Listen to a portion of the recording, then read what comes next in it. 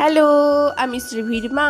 তো আমি শ্রীভির সাথে সারাদিন কীভাবে জীবনযাপন করি সেটাই তোমাদের সাথে তুলে ধরবো। সকালবেলায় শ্রীভি উঠলো, ওকে আজকে ওটস খাওয়াবো। এক এক দিন এক এক রকম ব্রেকফাস্ট দিই। আজকে ওর ব্রেকফাস্টে ওটস আছে, দুধ দিয়ে জাল দিয়েছি।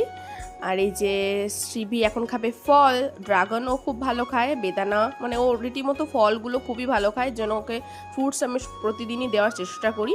তারপরে দুপুরে লাঞ্চেও আজকে খাবে ডালিয়ার খিচুড়ি, গাজর দিয়েছি, আলু দিয়েছি, দিয়ে মসুরির ডাল দিয়ে ডালিয়া দিয়ে সুন্দর করে খিচুড়ি করেছি বাটার দিয়ে।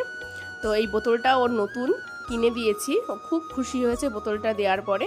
দিন ধরে যেহেতু প্রচন্ড বৃষ্টি হচ্ছে, মা চালা আমাদের এখানে আসছে না, বড় হয়ে কি শিখবা? আঁকা।